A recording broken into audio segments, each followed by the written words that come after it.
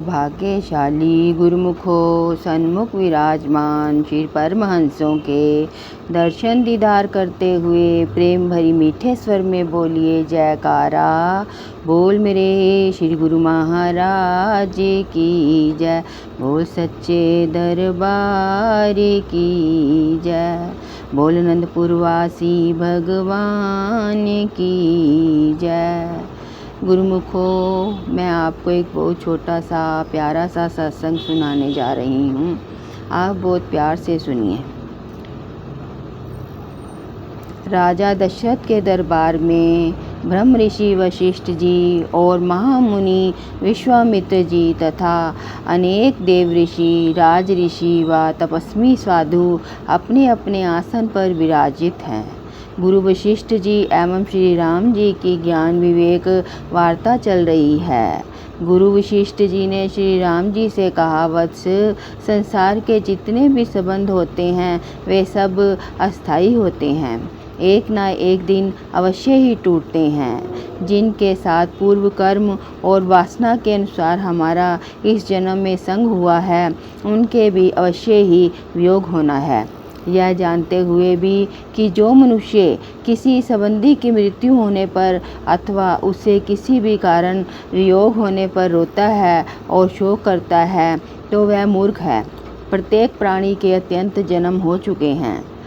उन जन्मों में उसका अतंत जीवन के साथ संबंध हुआ है और यथा समय सभी से वियोग भी हुआ है। गुरुमुखों, जब तक जीव को निर्माण पद या परम पद की प्राप्ति नहीं होगी तब तक यही दशा रहेगी। यह समझते हुए किसी प्राणी को किसी संबंध से वियोग होने पर शोक नहीं करना चाहिए।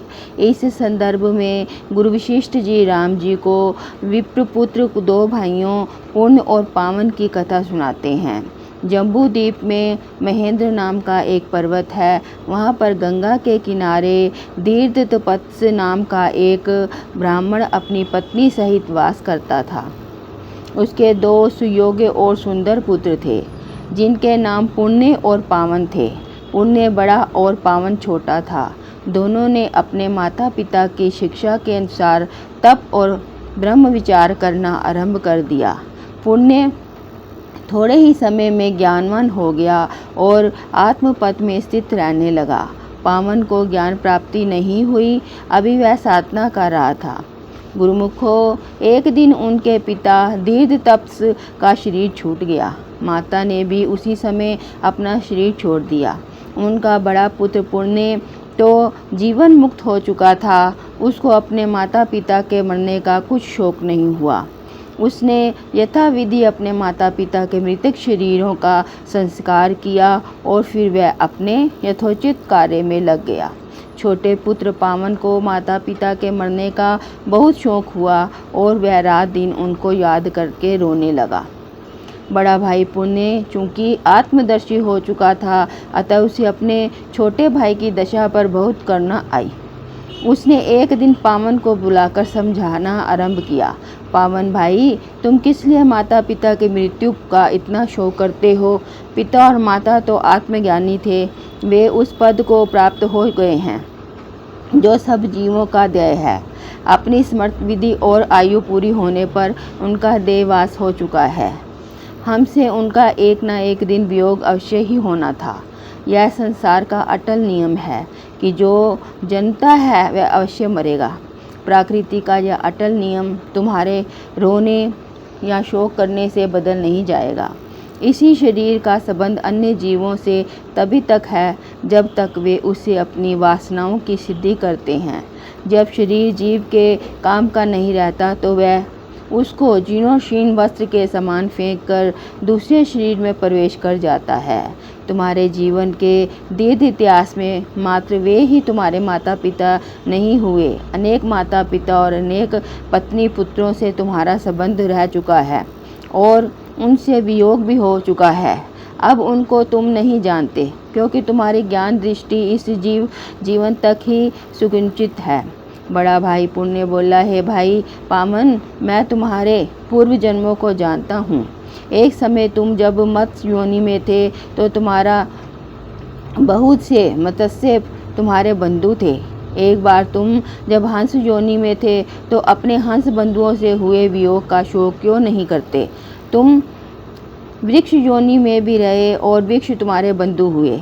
जब तुम सिंह हुए और सिंह जाति के तुम्हारे अनेक बंधु हुए। दक्षिणाशर देश में तुम काक और वानर थे। तुषार देश में तुम राजपुत्र थे। इसी प्रकार कौशल देश में तुम एक ब्राह्मण हुए। एक समय चांडालनी पुत्र भी हुए।